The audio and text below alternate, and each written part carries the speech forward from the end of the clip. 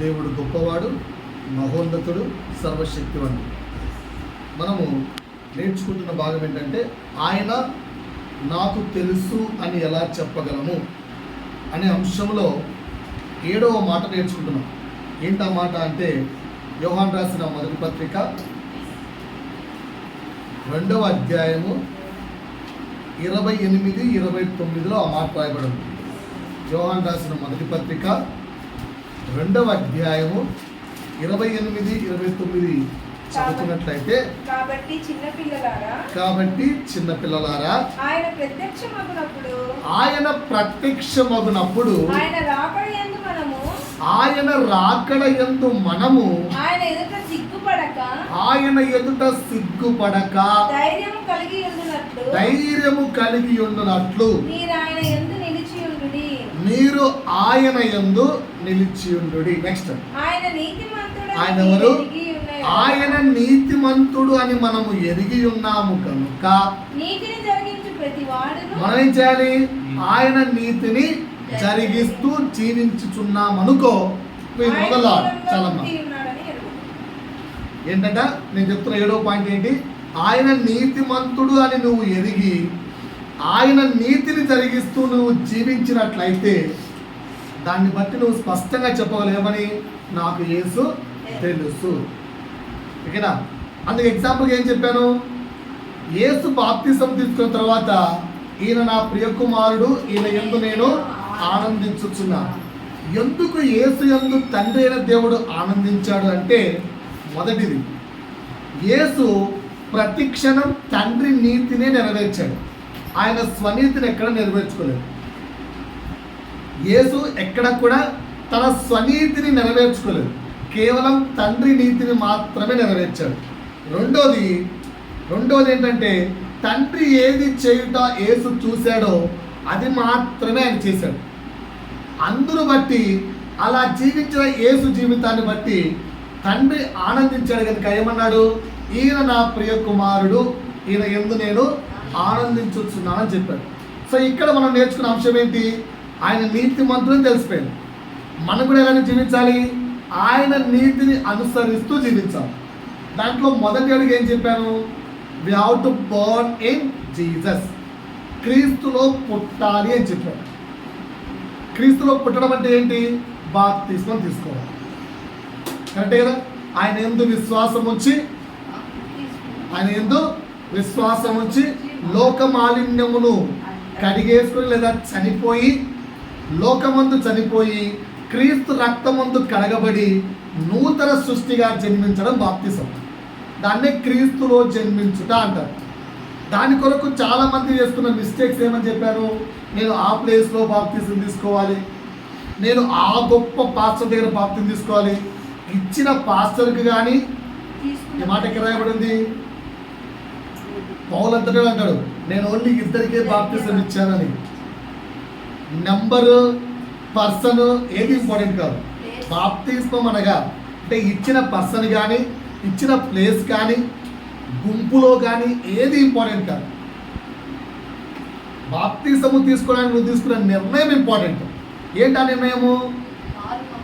లోకమందు చనిపోయి క్రీస్తు రక్తము చేత కడగబడి క్రీస్తులో కొత్తగా జన్మించుట బాప్తిసం. అది మొదటి అడుగు. రెండో అడుగు ఏం చెప్పాను? క్రీస్తునందు జన్మించిన తర్వాత ఎల్లప్పుడూ ఆయనను ఆనందింపజేసేలా జీవించాలి.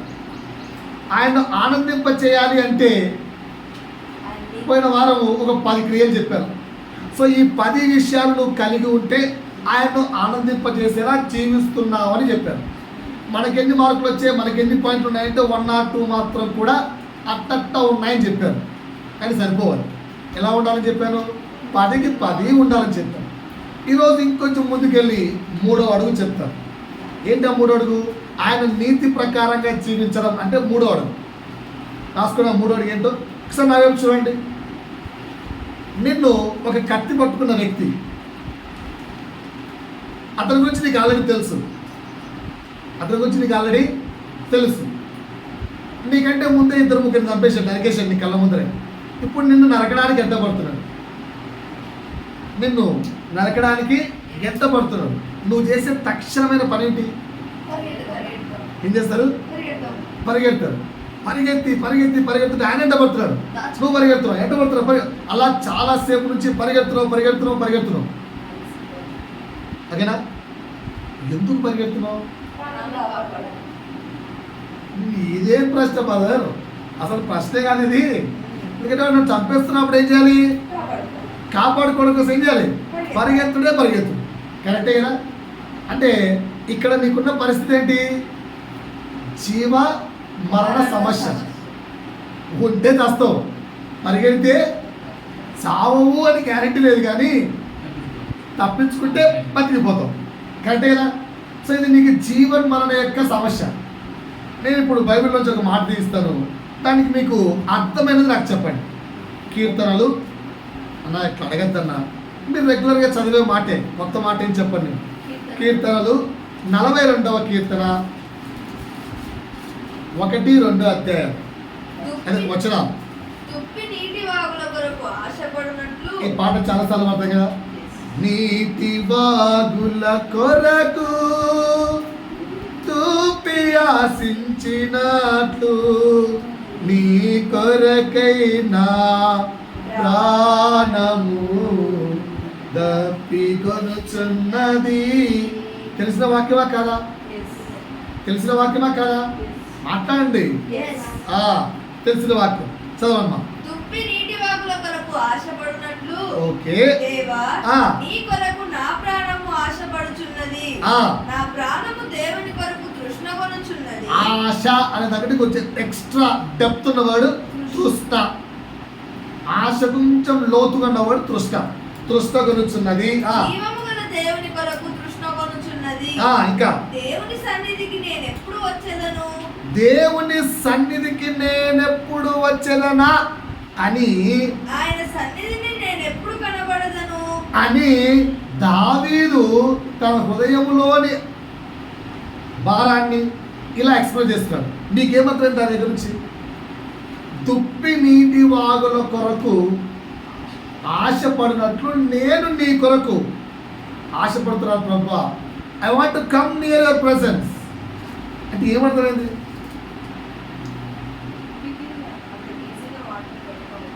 దుప్పికి అంత ఈజీగా వాటర్ దొరకవా? దుప్పి కూడా అడవిలో ఉంటుంది. ఫర్ ఎగ్జాంపుల్ ఇప్పుడు అందుకే మీకు ఎగ్జాంపుల్ చెప్పి ప్రెస్ చేశాను. మిమ్మల్ని ఎప్పుడు నేను కష్టపడి తలుచుకోను. ఓకేనా? దుప్పిని ఏదైనా ఒక క్రూరమైన మృగం వెంటాడుతుంది అనుకో, దుప్పి వేస్తే చెప్పండి ఎక్కడికి పరిగెత్తుంది తెలుసా? దుప్పి మ్యాక్సిమం ఎక్కడ పరిగెత్తుంది అంటే నీటి వాగుల సెలయేరు దగ్గర పరిగెత్తుంది. దుప్పిని ఏదైనా క్రూరముగా వెంటాడితే నీటి వాగుల సెలయేరు దగ్గరికి పరిగెడుతుంది. ఎందుకు చెప్పండి?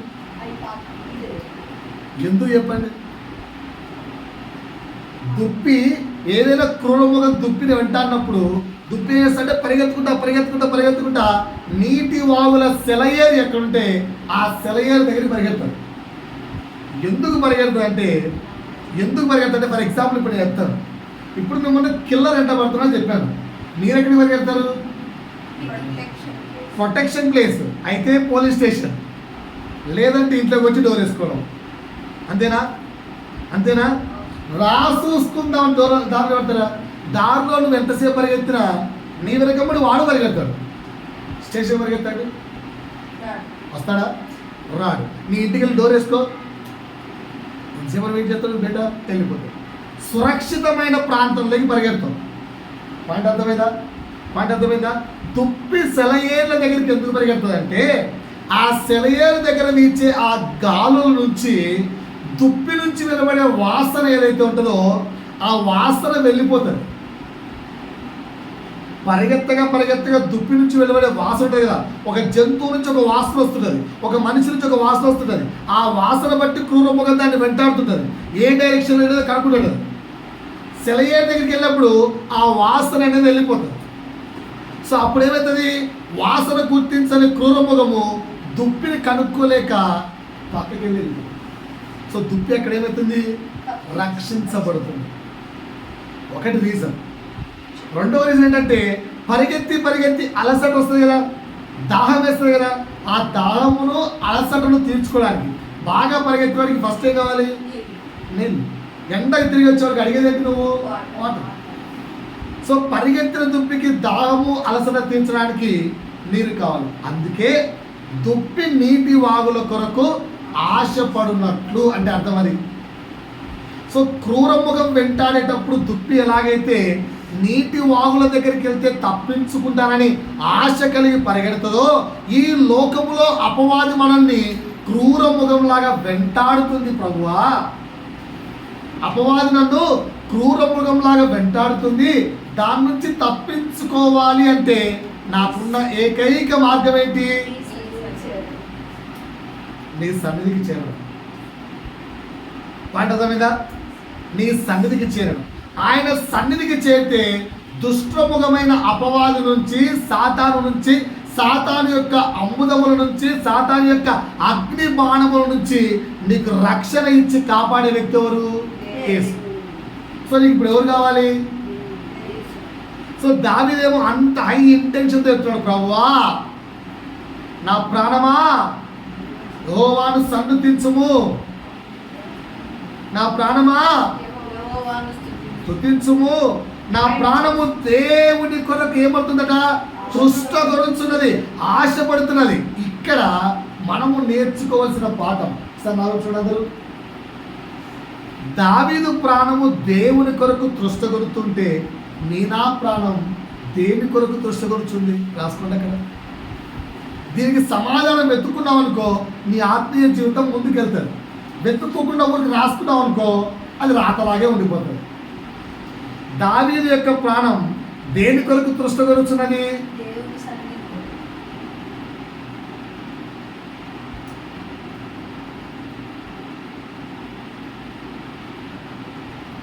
దావీదు ప్రాణం దేని కొరకు తృష్టగొరుచున్నది?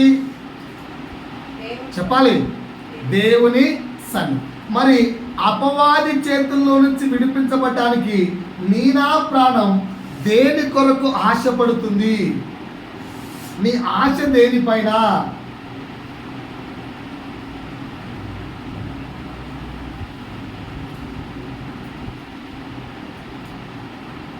అర్థమైంది? చెప్పు నా వైపు చూడందరు.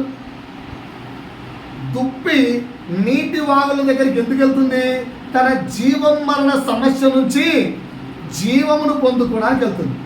సో నీకు నాకున్న జీవ మరణ సమస్య ఏంటి? అపవాది మనల్ని పట్టేయాలనుకుంటుంది. ఆ జీవ మరణ సమస్య నుంచి నిన్ను కాపాడేవాడెవరు? దేవుడు, యేసు. సో ఆ యేసు సన్నిహితము కొరకు నీవు ఆశ కలిగి ఉంటే, యేసు సన్నిహితము కొరకు యేసే నాకు బెస్ట్ ఫ్రెండ్గా ఉండాలి అన్న ఆశ కలిగి జీవించడం దేవుని యొక్క నీతి. సో ఇది మూడో పాయింట్ ఏంటి? దేవునితో సన్నిహితము కొరకు మనము సృష్టించబడ్డాం అని తెలుసుకొని ఆ ఆసక్తితో జీవించడం దేవుని యొక్క నీతి. అర్థం కాలేదా? మలయపల రెండోసారి దేవునితో సన్నిహితం. ఆదామవ్వను దేవుడు ఎందుకు చేస్తున్నాడు? ఆయనతో స్నేహంగా ఉండడానికే కదా. సో మనల్ని కూడా దేవుడు ఎందుకు చేస్తున్నాడు? ఆయనతో మనము స్నేహంగా ఉండాలని. సో మనము సృష్టించబడింది ఎందుకురా అంటే ఆయనతో స్నేహం ఉండడానికి. ఇది తెలిసి ఆయన కొరకు ఆసక్తిగా జీవించే జీవితం దేవుని నీతి. వాటి అర్థమైందా? So why we born here? భూమి మీద దేవుడు మనం ఎందుకు పుట్టించాడు? ఆయనతో సన్నిహితంగా అంటే ఫ్రెండ్షిప్, ఆయనతో సన్నిహితంగా ఉండడానికి మనం సృష్టించబడ్డాం. ఇది తెలుసుకొని ఆయనతో సన్నిహితంగా ఉండడానికి ఆసక్తి కలిగి జీవించే జీవితం దేవుని యొక్క నీతి. మొదటి పాయింట్ ఏం చెప్పాను? దేవుని నీతిలో క్రీస్తునందు జన్మించడం దేవుని నీతి. రెండోది ఏం చెప్పాను? క్రీస్తును ఆనందింపచేసేలా జీవించడం దేవుని యొక్క నీతి. మూడోది ఏంటి? ఆయనకు స్నేహితులుగా మారడం దేవుని యొక్క నీతి. సింపుల్ వర్డ్లో ఎవరికి స్నేహితులుగా? యేసుకు స్నేహితులుగా మనం మారాలి అన్నది ఎవరి యొక్క నీతి? దేవుని యొక్క నీతి. అది నెరవేర్చామనుకో దేవుడు ఆనందిస్తాడు. దేవుడు ఆనందిస్తే నువ్వు ఎక్కడికి వెళ్తావు? ఆయన నిలుచున్న నిత్య రాజ్యంలోకి వెళ్తాం. ఇది పాయింట్, కాన్సెప్ట్ అర్థమైందా? సో ఇకపోతే నా ప్రశ్న ఏంటంటే, ఆయనతో సన్నిహితంగా ఉండడం మనకు కంపల్సరీ, మ్యాండటరీ. కానీ ఆయనతో సన్నిహితంగా లేవనుకో ఏమవుతుంది? దుప్పి నీటి వాళ్ళు జరిగి పోలేదనుకో ఏమవుతుంది? పట్టబడుతుంది. సో మనం క్రీస్తుతో సన్నిహితంగా లేవనుకో ఏమవుతాం? అపవాద్యత పట్టబడతాం. సో క్రీస్తుతో సన్నిహితంగా ఉండడం అన్నది మ్యాండటరీ, కంపల్సరీ, కరెక్ట్ కదా? సో మరి ఎలా ఆయనతో స్నేహంగా ఉండాలి? బైబిల్ మొత్తం మీద దేవుడు నా స్నేహితుడా అని పిలిచిన వ్యక్తి ఎవరు? బైబిల్లో దేవుడు, తండ్రి అయిన దేవుడు ఎవరిని నా స్నేహితుడా అని పిలిచాడు? అబ్రాహాం. మరి ఆయన స్నేహితుడుగా కలిగి ఉన్న అబ్రాహాం ఎవరిని స్నేహితుడిగా? దేవుణ్ణి స్నేహితుడిగా అబ్రాహాము కలిగి ఉండడానికి అబ్రాహాము దగ్గర ఉన్న క్వాలిఫికేషన్స్ ఏంటో ఈరోజు మనం నేర్చుకుంటే మనం కూడా ఆయనకు స్నేహితులు అయిపోతాం కదా. ఒక్కొక్కటి నేర్చుకుందామా? ఒక్కొక్కటి నేర్చుకుందామా? బైబిల్ తేడా వస్తాను నాకు. యాకోబు పత్రిక 2వ అధ్యాయము 23. ఎక్కడ స్నేహితుడైన వర్డ్ ఉందో తెలుసుకోవాలి కదా నువ్వు. కాబట్టి అబ్రహాము దేవుని నమ్మెను కదా. ఏం చేశాడండి అబ్రహాము? దేవుని నమ్మెను. ఇప్పుడు తెలుసా, మనము యాకోబు రాసిన పత్రిక 2వ అధ్యాయము 23. ఒకసారి అందరు నా వైపు చూస్తే దగ్గర వస్తే హల్లెలూయా చెప్తామా? హల్లెలూయా, దేవునికి స్తోత్రం, హల్లెలూయా. దేవునికి స్తోత్రం. చూడండి, యాకోబు ఈయన నా స్నేహితుడు అని పిలవబడటానికి ఏం చేశాడు అంటే ఏం చేయలేదు. అబ్రాహాము ఈయన నా స్నేహితుడు అని పిలవబడటానికి ఏం చేశాడంటే ఒకటే చేశాడు, నమ్మాడు. తెలుసా? దేవుని నమ్మెను. నమ్మెను. నమ్మకం అంటే అర్థమేంటో? నమ్మకం అంటే అర్థమేంటో? గుడ్డిగా గుడ్డిగా నమ్మేయడం అంతే.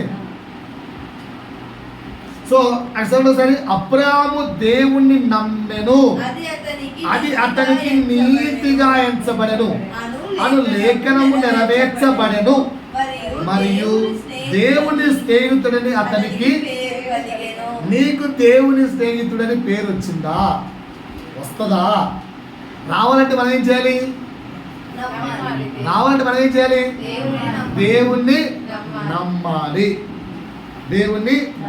సో ఇక్కడ సింపుల్ ఒక వర్డ్లో చెప్తే మాకు అర్థం కాదు కన్నా, ఏదైనా ఒక 10 ఇస్తే దాన్ని బట్టి మమ్మల్ని మేము ఎవాల్యుయేట్ చేసుకుంటామంటే సరే. మొదటి మాట చెప్తున్నాను. మొదటి మాట, దేవునితో సన్నిహితం పెరగాలంటే, దేవునితో మంచి ఫ్రెండ్షిప్ రావాలంటే ఏం చేయాలంటే, ఒకసారి నా వైపు చూడండి, ఒకసారి నా వైపు చూడండి అందరూ కూడా. 1 సంవత్సరం రోజులు బైబిల్ పట్టుకోకండి, వాక్యం చదవకండి, ప్రార్థన చేసుకోకండి. ఆఫ్టర్ 1 ఇయర్ ప్రేయర్ చేయమంటే ఆశగా రాగలుగుతావా? ఆఫ్టర్ 1 ఇయర్ ఏదైనా బైబిల్ నుంచి వాక్యాన్ని అడిగితే చెప్పగలుగుతావా? ఆన్సర్ చెప్పలేంటండి. ఎందుకు చెప్పలేకపోతున్నారు?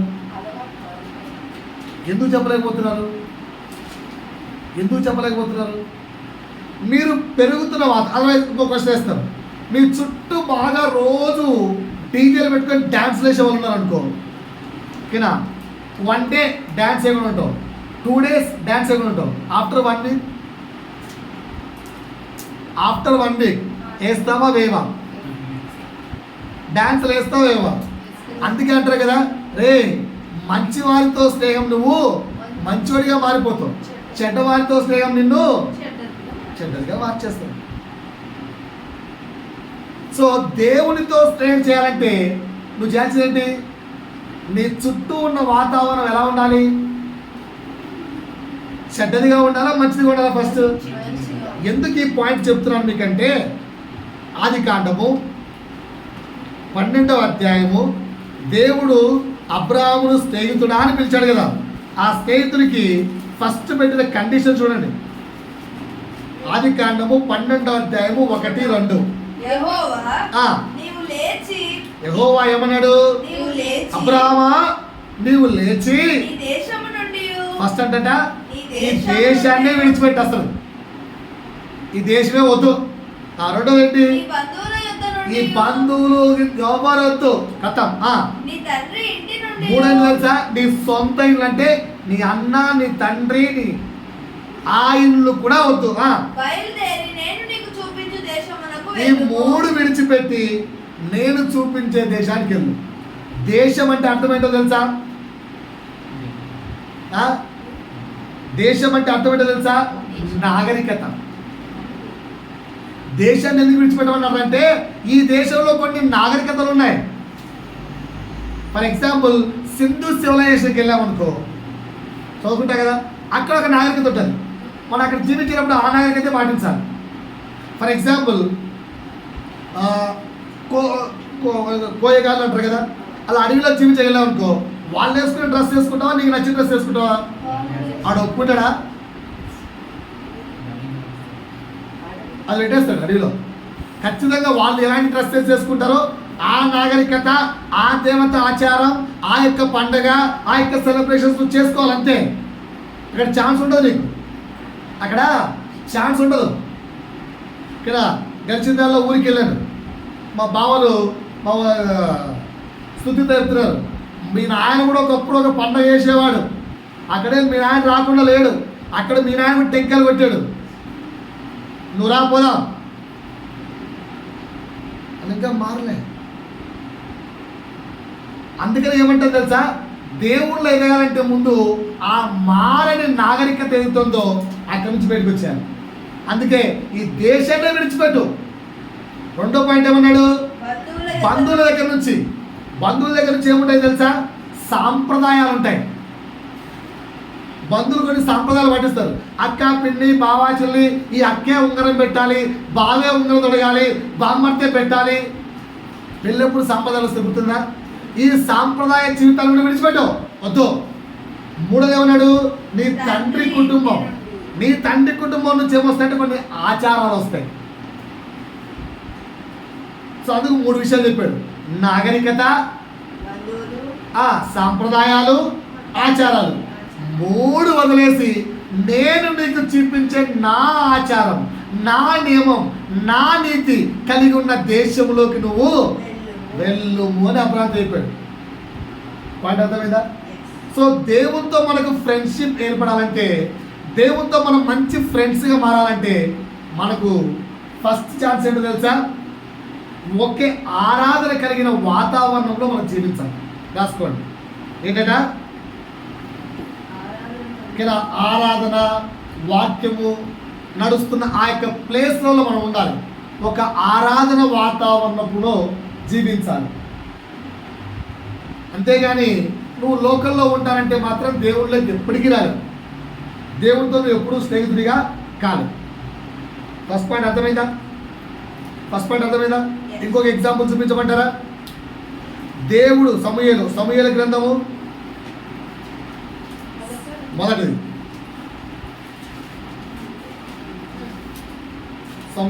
మొదటి సమూయేలు గ్రంథము 3వ అధ్యాయము 1వ వచనం చూడండి. బాలుడైన సమూయేలు ఏలి ఎదుట యెహోవాకు పరిచర్య చేయి. సమూయేలు ఏం చేస్తున్నాడండి? అంటే ఏ ప్రాంతంలో ఉన్నాడు? ఆరాధన వాతావరణం కలిగిన ప్రాంతంలో ఉన్నాడా? ఆరాధన లేకుండా బయట ఉన్నాడా? కదా. తల్లి ఎందుకు వదిలేసింది ఆయన్ను? మొక్కుకున్న తల్లి పెద్దవాడైనా వదిలేయచ్చు కదా. బాలుడై పాలు మరిచిన వెంటనే ఎందుకు వదిలేసింది?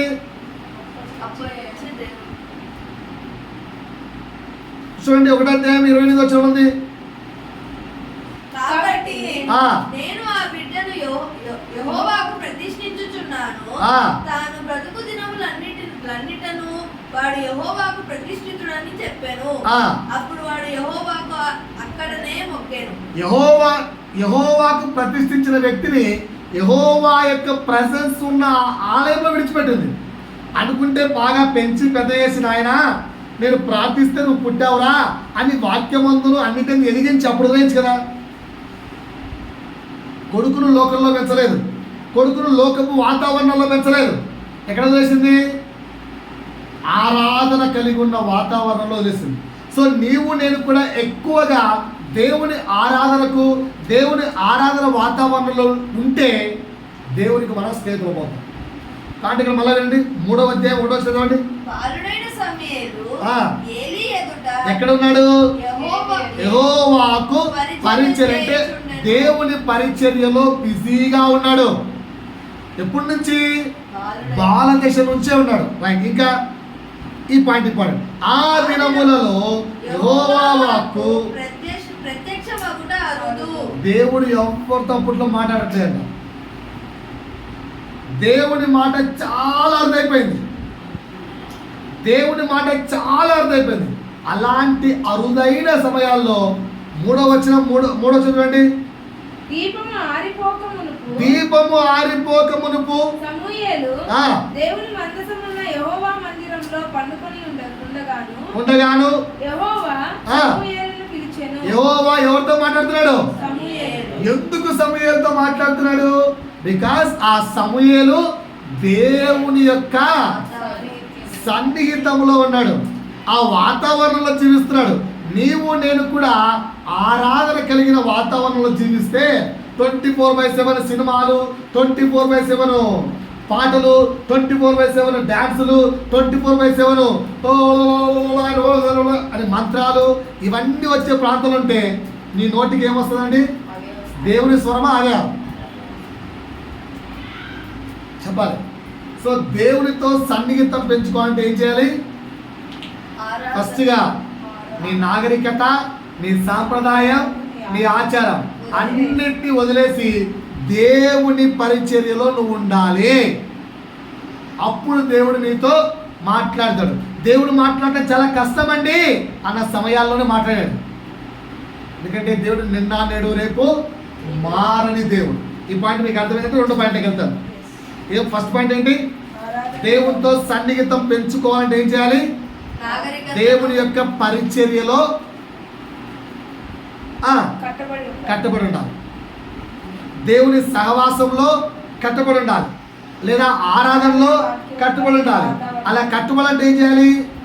పైన చెప్పిన 3: నాగరికత, సాంప్రదాయము, ఆచారాలకు దూరంగా ఉండాలి. పాయింట్ అర్థమైందా? 2వ పాయింట్కి వెళ్ళమంటారా? దేవునికి మంచి ఫ్రెండ్ కావాలంటే సండే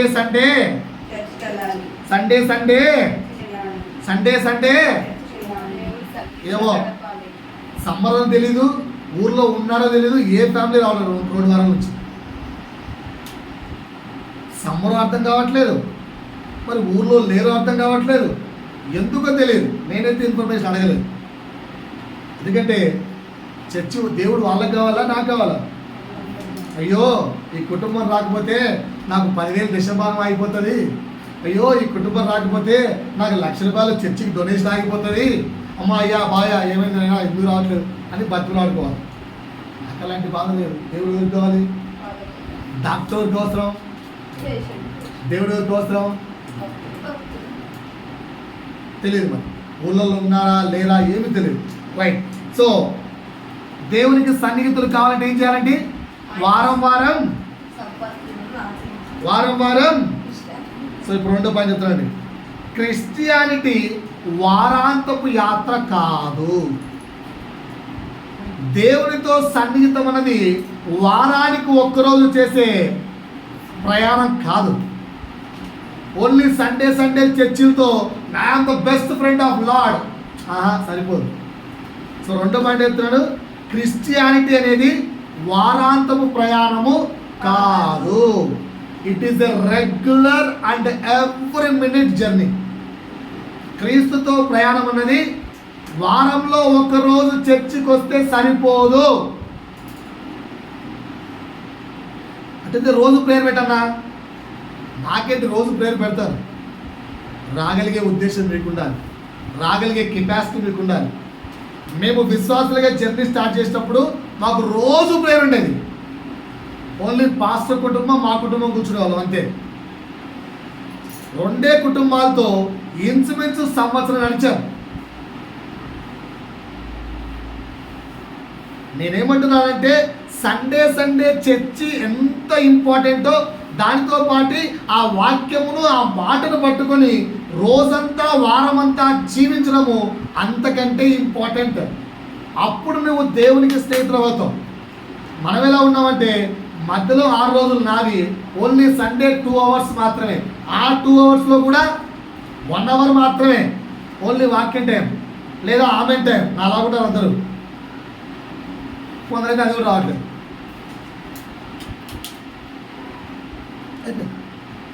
సో రెండో పాయింట్ ఏంటి? క్రైస్తవత క్రీస్తుతో సహవాసము వారాంతము ప్రయాణము కాదు. It is a regular and every minute journey. అంటే రెగ్యులర్గా ప్రేయర్ ఉండాలి, రెగ్యులర్గా వాక్యదానం ఉండాలి, రెగ్యులర్గా చర్చికి ఉండాలి, అక్కడక్కడ కూడికలు పెడితే కూడికలకు వెళ్ళాలి. నిన్న ఫాస్టింగ్ ప్రేయర్కి వెళ్ళాం. చర్చి నుంచి ఎవరన్నా తీసుకెళ్దామా అని ఆలోచించాం. ఇక్కడ నుంచి 30 కిలోమీటర్లు. సూరారం వచ్చే వాళ్ళు ఎంతమంది? పిలిచింటే వచ్చే వాళ్ళు ఎంతమంది? నెక్స్ట్ టైం నుంచి పిలుస్తా. నేను ట్రాన్స్పోర్టేషన్ ప్రొవైడ్ చేయను. మీరు మీ వెహికల్స్లో రావాల్సిందే, మీరు ట్రాన్స్పోర్టేషన్ రావాల్సిందే. సరే చూద్దాం. ముందున్న రోజుల్లో కృష్ణ చెప్పింది పిలుద్దామా అని. కానీ అందరు డ్యూటీలో ఉంటారులే, ఒకసారి చర్చలో అనౌన్స్ చేసి తర్వాత వెళుద్దామని. రైట్. ఒకవేళ ఇక్కడ ఎప్పుడన్నా ఉపవాస ప్రార్థన పెట్టి అటెండ్ అయ్యే వాళ్ళు ఎంతమంది? చూద్దాం అవన్నీ కూడా. సో రెగ్యులర్ ప్రయాణం ఉండాలి. అప్పుడు క్రీస్తు మనకి ఏమవుతాడు? క్రీస్తుతో సాన్నిహిత్యం పెరుగుతుంది. మూడవ మాట, క్రీస్తుతో సహవాసం పెరగాలంటే మూడవ మాట సంపూర్ణ సమర్పణ కలిగి ఉండాలి. సంపూర్ణ సమర్పణ అంటే అర్థం ఏంటో తెలుసా? ఓకేనా? అంటే అర్థం ఏంటో తెలుసా? గడిచిన దినాల్లో మా పిల్లలు అలా మమ్మీతో ఏదో చెప్తున్నారు. నేను ఒక మాట అన్నాను, నాన్న మీరు డాడీ గురించి మమ్మీకి పెద్దగా చెప్పాల్సిన అవసరం లేదు. ఒక్కొక్క మాట నేను మమ్మీకి మినిమం 10 టైమ్స్ చెప్పిటాను నాన్న. ఓకేనా? మా మధ్యలో దాపరికాలేమి లేవు. సంపూర్ణ సమర్పణకు ఒకే ఒక క్వాలిఫికేషన్, రహస్యములకు తావు లేదు. సంపూర్ణ సమర్పణ అంటే రహస్యాలకు తావు ఉండదు. అంటే నా లైఫ్లో ఏది కూడా దేవుడికి తెలియకుండా, ఈవెన్ దేవుడంతటి వాడే అబ్రాహామును ఏంటి ఫ్రెండ్ అని పిలిచిన తర్వాత అబ్రాహాముకు చెప్పకుండా సొదొమ గొమొర్రా మీద అగ్నిగంధకాలు వేయలేదు. అంటే తప్ప చెక్ చేయండి. మాట ఉందో ఆదికాండము 18:20 చూడండి, 20 నుంచి 33 వరకు. సంపూర్ణ సమర్పణ ఉండాలి. మరియు యెహోవా దేవుడు సొదొమ గొమొర్రాలను గురించిన మొర గొప్పది కనుకను, సొదొమ గొమొర్రా గురించిన మొర గొప్పది కనుకను, వాటి పాపము బహు భారమైనది కనుకను, నేను దిగిపోయి నా యొద్దకు వచ్చిన మొర చొప్పుననే సంపూర్ణంగా చేసిలో లేదో చూచెదను. చెయ్యని ఎడల నేను తెలుసుకుందనను. ఆ మనుషులు అక్కడి నుండి తిరిగి సొదొమ వైపుగా వెళ్ళిరి. అబ్రహాము ఇంకా యెహోవా సన్నిధిని నిలుచుండెను. అప్పుడు అబ్రహాము సమీపించి ఇట్లా, నేను దుష్టులతో కూడా నీతిమంతులను నాశనం చేయుదువా? అక్కడ కాదమ్మా, 16 18-16. అప్పుడు మనుషులు అక్కడి నుండి లేచి సొదొమ తట్టు చూచిరి. వారితో కూడా వెళ్ళెను. అప్పుడు యెహోవా నేను చెయ్యబో కార్యములు అబ్రాహామునకు దాచెదనా.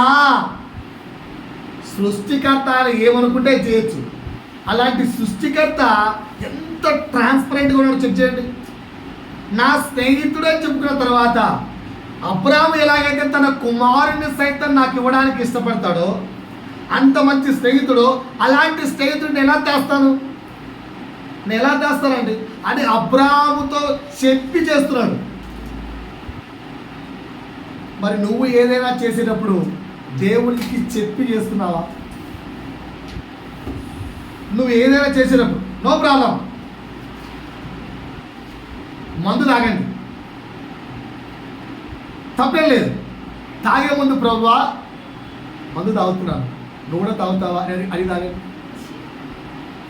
తాగలరా? దేవునికి చెప్పి చేయగలరా?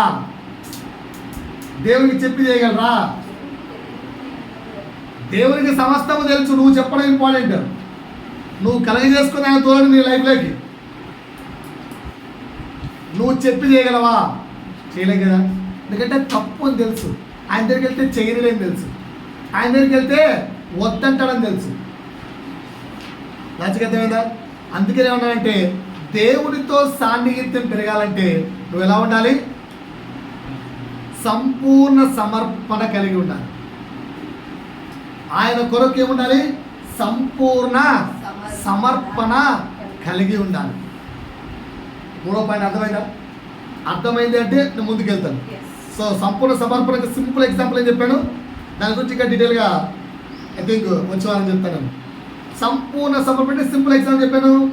రహస్యములకు తావు. There is no secrets between you and the Lord. Right point అర్థమైందా? 4వ పాయింట్, ఆయనతో సన్నిహిత్యం పెరగాలంటే you should give first priority to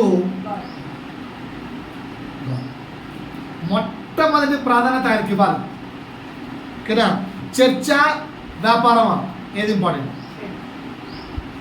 చర్చ వ్యాపారమా ఏది ఇంపార్టెంట్?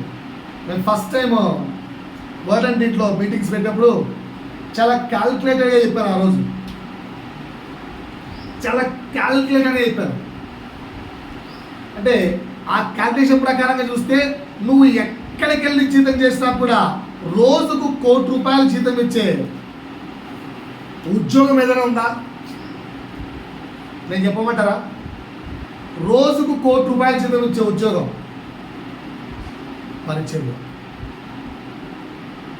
నువ్వు ఏ ఉద్యోగం చేసినా కూడా అంత శాలరీ రాదు. నువ్వు మనీ వే ఆఫ్ క్యాల్కులేట్ చేసుకుంటే ఒక రోజుకు నీకు ఆయన ఇస్తున్న జీతం మోర్ దాన్ క్రోర్. మరి దేవుని పరిచర్యలో, దేవుని సంఘములో దేవునికి ప్రాధాన్యత ఇస్తున్నావా, బయట వ్యక్తులకు ప్రాధాన్యత ఇస్తున్నావా? సింపుల్ క్వశ్చన్ చేసుకోండి. నేను పనిచేస్తున్న ప్లేస్లో నా యజమానికి ఇచ్చిన ఇంపార్టెంట్ కంటే దేవునికి ఎక్కువ ఇస్తున్నానా? First question. దీనికి చెకింగ్. నా యజమాని ఫోన్ చేస్తే నిద్రమప్పు మానుకొనైనా వర్క్ చేస్తానా చేయనా? అదే నా యేసయ్య కొరకు నిద్రను చంపుకొని ఇంకో గంట ప్రేయర్లో కూర్చోగలనా? అక్కడే తేలిపోతావు. లేదు అక్కడే గెలిచావు. ఇంకా నేను స్కూల్లో లేదా ఆర్గనైజేషన్లో పనిచేస్తున్నంత సేపు ఎలాగైతే నా ధ్యానము, నా ఫోకస్, నా అటెన్షన్ ఆర్గనైజేషన్ మీద ఉందో అంతగా క్రీస్తు కొరకు నా అటెన్షన్ ఆర్గనైజేషన్ ఉందా? So to who I'm giving first priority. నువ్వు దేవుడికి ఫస్ట్ ప్రియారిటీ ఇస్తే, చెప్పా కదా బిల్లికి రావు, ఆయన పేరు బిల్లికి రావు అనుకుంటా. దేవుడికి మొట్టమొదటి ప్రియారిటీ ఇచ్చారు కనుక అమెరికా ప్రెసిడెంట్ పోస్ట్ ఆయన దగ్గరికి నడుచుకుంటూ వచ్చింది. అంత అంటున్నాడు, చాలా చిన్న జాబ్ ఉంది. అమెరికా ప్రెసిడెంట్ పోస్ట్ చిన్న జాబ్ ఉన్నాడు. నువ్వు నేను ఎలా ఉన్నావు? ఎప్పుడు ఇంత డెప్త్గా ఆలోచించాం కదా, ఇంత లోతుగా తీసుకోం కదా, ఎందుకు తీసుకోకూడదు? So to whom we are giving more priority, with whom we are spending more time. ఓకేనా? ఇక్కడ దేవుడు అర్థం చేసుకుంటాలే, దేవుడు నా సిచ్యువేషన్ గ్రహించుకుంటాలే, అలాంటి పొరపాటున అలాంటి ఐడియాలు ఏమీ లేవు. రాంగ్. దేవుడు అర్థం చేసుకుంటాడు కాదు, దేవుడు 24/7 నాతో ఉండమంటాడు. పాయింట్ అర్థమైందా? సో పని చేస్తున్న వేళ కూడా క్రీస్తును కనపరిచేలాగున ఆ ఆర్గనైజేషన్లో కూడా నీ జీవితం ఉండాలని దేవుడు కోరుకుంటాడు. So that's why for that ఏం చేయాలి? దేవుడితో సన్నిహిత్యం పెరగాలంటే ఫస్ట్ ప్రియారిటీ ఎవరికి ఇవ్వాలి? సో ఇది ఇంకా బాగా అర్థం కాబట్టి యూట్యూబ్లో వెతకండి. ఆయనే నా మొదటి ప్రాధాన్యత అనే హెడ్డింగ్తోనేమో ఒక 1 hour or 2 hours మెసేజ్ ఇచ్చారు. సో కనుక నేను ఎక్కువ డెప్త్కి వెళ్ళట్లేదు, ఓన్లీ హెడ్డింగ్ ఇచ్చారు అక్కడ. 5వ మాట, మొదటి మాట ఏంటండి? ఆరాధన వాక్యం కలిగిన వాతావరణంలో నువ్వు జీవించాలి. రెండవ పాయింట్ ఏంటి? వారాంతరపు వారాంతరపు జర్నీలు వద్దు, రెగ్యులర్ జర్నీ ఉండాలి. 3 complete surrender. 4 first priority to God. 5 ఆయనతో సన్నిహిత్యం పెరగాలంటే మన పైన ఆయనకు పూర్తి అధికారాన్ని ఒప్పుకోవాలి. మన పైన ఆయనకు పూర్తి అధికారాన్ని, if you not give any authority to lord, ఆయన నీ జీవితంలో సంపూర్ణంగా కలుగజేసుకోడు. వన్స్ ఒకసారి నువ్వు ప్రభు అంటే నీ సొత్తు అన్నావా, వితౌట్ యువర్ పర్మిషన్ ఆయన ఎంటర్ అయిపోతాడు. పాయింట్ బాగా అర్థం చేసుకోండి. నీవు ఆయన్ను ఒప్పుకోనంత వరకు, అంటే మొదటి అడుగు బాప్తిస్మము, రెండవ అడుగు ఆయన ఆనందింపజేసేలా జీవించే జీవితము. జీవించేటప్పుడు ఆయనకు నువ్వు యాక్సెప్టెన్స్ ఇచ్చేసావు ఆల్రెడీ. తండ్రి, నేను లోకంలో చనిపోతున్నాను, నీ రక్తంతో నన్ను కడుగు, నీలో నన్ను జన్మింపచేయి. You give acceptance. అలా నీపై పూర్తి అధికారాన్ని ఒప్పుకుంటే వితౌట్ యువర్ పర్మిషన్ ఆయన దూరేస్తాడు. అది నీకు నచ్చినా నచ్చకనే ఆయన చేస్తాడు. ప్రభా ఏంటిది నాకు నచ్చలే, ఆయన ఒప్పుకోడు. ఆయన నచ్చితే చాలు. నీకు నచ్చిందా నచ్చలేదు అని సంబంధం, ఆయన నచ్చితే చాలు చేసేస్తాడు. మాట అర్థమైందా? కానీ ముందు నువ్వేం చేయాలి? నీ పైన సర్వాధికారిగా ఆయన్ను ఒప్పుకోవాలి. ఎక్కడుందా మాట? సామెతల గ్రంథము 3వ అధ్యాయము 6. సామెతలు 3:6 చూడక నీటిగా రాయబడింది. నీ ప్రవర్తనకు ఆ, ఆయన అధికారమునకు ఒప్పుకొనుము. ఏం చేయాలట? ఆయన అధికారం ప్రవర్తన అంతటి యందు ఆయన అధికారాన్ని ఒప్పుకోవాలి. ఒప్పుకుంటే ఏమైందో చెప్పంటారా? ఆయన విగ్రహములను సమానం. అన్ని పక్క పెట్టండి. ఒప్పుకుంటే వచ్చే మంచి రిజల్ట్ చెప్పంటారా? ఫర్ ఎగ్జాంపుల్ చెప్తారు. ఇప్పుడు నా భార్య ఉంది, ఓకేనా?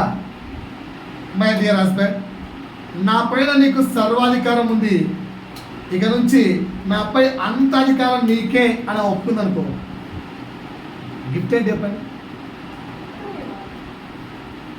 నీ దగ్గర ఉన్నవన్నీ మాట్లాడు. లాజిక్ చెప్పంటారా? ఎప్పుడైతే ఆమె మీద నాకు సర్వాధికారం ఇస్తుందో ఆ ప్రేమకు బద్దుడలపై నా మీద ఆమెకు సర్వాధికారాన్ని ఇచ్చేస్తాను. అంటే ఆమె హృదయంలోకి తొంగి చూసే అధికారాన్ని ఎప్పుడైతే నాకు ఇచ్చిందో నేను కూడా నా హృదయంలోకి తొంగి చూసే అధికారం ఆమెకి ఇస్తాను. అంటే yes my dear friend, my dear husband, ఈ ఫోన్ నీకు, దీంట్లో నేను ఎప్పుడు పాస్వర్డ్ పెట్టాను, నీకు తెలియదు నా ఫోన్లో ఏముండొద్దని ఎప్పుడైతే ఆమె ఒప్పుకుంటుందో సేమ్ నేను కూడా చేస్తాను. నా ఫోన్లో తెలియని నీకేమీ ఉండకూడదు, ఇచ్చేస్తావా లేదా? ఇప్పుడు దీన్ని ఏసుకు తిప్పుకోండి. నీ హృదయంలోకి తొంగి చూసే అధికారం ఏసైకి ఇచ్చావనుకో, ఏసయ్య ఆయన హృదయంలోకి తొంగి చూసే అధికారం నీకు ఇస్తాడు. పాయింట్ నమ్మదక్కే కావట్లేదు కదా? ఈ మాట ఎవరు చెప్పారు చెప్పండి? పౌలు భక్తుడు అంటాడు, ఆయన హృదయ అంతరంగంలోని ఆవేదనను చూసి. ఎవరి హృదయ అంతరంగంలోని ఆవేదన? ఎప్పుడైతే పౌలు యేసయ్యకు తన హృదయాంతరంగమును చూసే అధికారాన్ని ఇచ్చాడో, ఏంటంటే చెప్పండి, యేసయ్య పౌలు యొక్క హృదయాంతరంగాన్ని చూసే అధికారాన్ని ఒప్పుకున్నాడో పౌలుకు యేసు యొక్క హృదయాంతరంగాన్ని చూసే ధన్యత దేవుడిచ్చాడు. సో నువ్వు ఎప్పుడైతే నీ హృదయం మీద ఆయనకు అధికారం ఇస్తావో ఆయన హృదయాన్ని చూడడానికి నీకు అవకాశాన్ని ఇస్తావు. దేవుని హృదయాన్ని చూసే ధన్యత కంటే మించిన ధన్యత ఏంటి? అందుకే అన్నాను, నీపై సర్వ అధికారము ఆయనకు అప్పగిస్తే he will become a best friend. మంచి ఇద్దరు ఫ్రెండ్స్ దగ్గరికి వెళ్ళండి. రే వాడేంటో నీకు తెలుసారంటే, వాడేంటో నాకు తెలుసు, నేనేంటో వాడికి తెలుసు అంటాడంట. వాడేంటో నాకు తెలుసు, నేనేంటో వాడికి తెలుసు. We know both each other. So ఇప్పుడు దేవుడే నీకు బెస్ట్ ఫ్రెండ్ అయితే, God knows what about what you are. You knows what God is. Point అర్థమైందా? సో దాన్నే ఏమంటారు? దేవునితో సాన్నిధ్యం ఏంటంటే నువ్వు చేయాల్సిన పని ఏంటి? Lord you are the complete authority on me. You have complete authority. నువ్వు నాపై సర్వాధికారం కలిగి ఉంటావు. You can check my heart. కీర్తనకారుడు ఈ మాట ఎక్కడ? కీర్తనలు 26 మనం మనం చదివాం. కీర్తనలు 26:2 చూడండి. కీర్తనలు 26:2. నన్ను పరీక్షించుము, నన్ను పరిశీలించుము, నా హృదయాన్ని చూడు, నన్ను చెక్ చేయి. ఎక్కడైనా మస్కుందా కడిగి, ఎక్కడైనా గాయం ఉందా బాగు చేయి, ఎక్కడైనా చెడు ఉందా తీసేయి, ఎక్కడైనా అన్యాయం ఉందా తీసేయి. ఇది కదా దేవుడు కోరుకుంటున్నది. దేవునితో సన్నిహిత్యం కావాలంటే ఏం చేయాలండి? మన పైన సర్వాధికారం దేవునికి ఇవ్వాలి. ఇచ్చామా? ఇప్పుడు సామెతల చదివితే తెలుస్తుంది ఇచ్చామా లేదా. నీ ప్రవర్తన అంతటి యందు ఆయన అధికారంలో ఒప్పుకొనవలెను. యెహోవా యందు భయభక్తులు కలిగి చెడుతనమును విడిచిపెట్టవలెను. నీ రాబడి అంతలో ప్రథమ ఫలమును, నీ ఆస్తిలో భాగమును ఇచ్చి యెహోవాను గణపరచవలెను. వాటన్నిటి కింద బ్లెస్సింగ్స్ తాగినాయి. మనమేమో మన లైఫ్ స్టైల్లో ఆయనకు అథారిటీ ఇవ్వం. పాయింట్ అర్థమైంది అనుకుంటారు? అర్థమైందంటే ముందుకు వెళ్తాం. రైట్. ఆరో మాట దేవుడితో సాన్నిహిత్యం పెరగాలంటే, ఇప్పుడు నాకు ఈ వ్యక్తితో ఫ్రెండ్షిప్ కావాలనుకో, ఈ వ్యక్తితో ఫ్రెండ్షిప్ కావాలి, ఓకేనా? ఏం చేయాలి?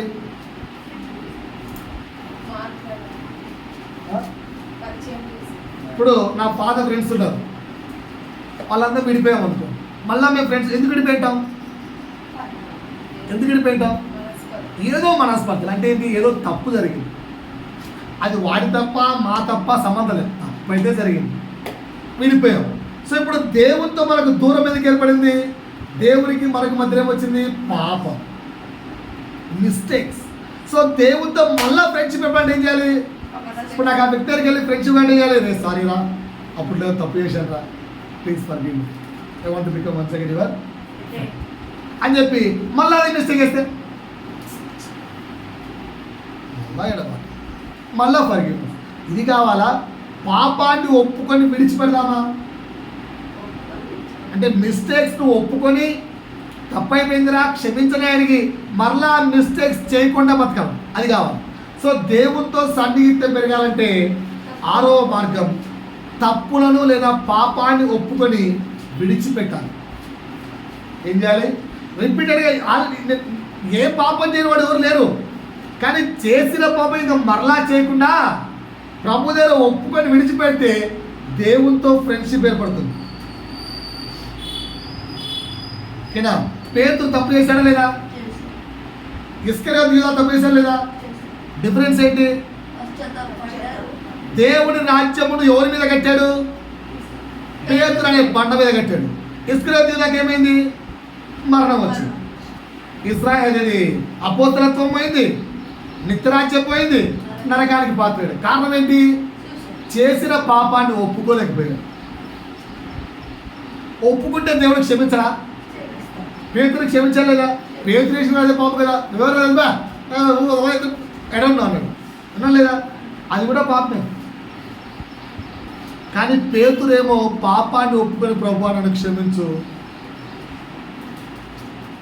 నన్ను క్షమించు ఒప్పుకున్నాడు కనుక దేవునికి సన్నిహితుడయ్యాడు. దేవుని రాజ్యమునకు మూలరాయి అయిపోయాడు, బండ అయిపోయాడు. ఆయన మీద దేవుడు సంఘాన్ని కట్టాడు. సో ఈరోజు నువ్వు నేను కూడా మన పాపాలను ఒప్పుకొని వాటిని విడిచిపెడితే దేవునితో మంచి సహవాసం సాన్నిహిత్యం ఏర్పడుతుంది. అది దేవుడు కోరుకుంటున్నాడు. పాయింట్ అర్థమైందా? 7వ పాయింట్లోకి వెళ్ళమంటారా? 7వ పాయింట్ ఏంటంటే లోకము నుండి మన హృదయాన్ని దూరం చేసుకోవాలి. ఏం చేసుకోవాలి? లోకము నుండి మన హృదయాన్ని దూరం చేసుకోవాలి. నేను ఇంకా డీటెయిల్గా వచ్చే ముందున్న రోజుల్లో చెప్తాను. ఎందుకు లోకం నుంచి మన హృదయాన్ని దూరం చేసుకోవాలి? యాకోబు పత్రిక 4వ అధ్యాయము 4వ వచనం. ఇప్పుడు మాట రాయబడి చూడాలి. లోకముతో స్నేహం, ఎవరితో వైరం? దేవునితో వైరం. స్నేహం చేయాలన్నా దేవునితో ఫైట్ చేయాలా? దేవునితో ఫైట్ చేద్దామా? గెలుస్తామా? సో మరి ఏం చేస్తున్నాం మనం? తెలియకుండానే దేవుడికి శత్రువులుగా మారిపోతున్నాం. ఎందువల్ల? లోకంతో స్నేహం చేయడం వల్ల. సో దేవునితో ఫ్రెండ్షిప్ చేయాలంటే ఏం చేయాలి? లోకంతో స్నేహం మానేయాలి. 7వ పాయింట్ అర్థమైందా? 7వ పాయింట్ అర్థమైందా? 7వ పాయింట్ అర్థమైందా? సో మొదటి పాయింట్ ఏంటి? ఆరాధన వాక్యం ఉన్న వాతావరణంలో నీవు ఉండాలి. 2వ పాయింట్ ఏంటి? రెగ్యులర్గా దేవునితో ప్రయాణం ఉండాలి. 3 ఏంటి? సంపూర్ణ సమర్పణ ఉండాలి. 4 ఏంటి? ఆయనకే మొదటి ప్రాధాన్యత ఇవ్వాలి. 5 ఏంటి? నీపై పూర్తి అధికారము ఆయనకు అప్పగించాలి. 6 పాపములు ఒప్పుకొని విడిచిపెట్టాలి. 7 లోకములో నుండి నువ్వు హృదయాన్ని దూరం చేసుకోవాలి. లోకం మీద నీ హృదయము, లోకపు ఆశల మీద నీ యొక్క హృదయము ఉండకూడదు. దేవుడి వాక్యం ద్వారా మనని దీవించి ఆశీర్వదించును గాక. ఆమేన్.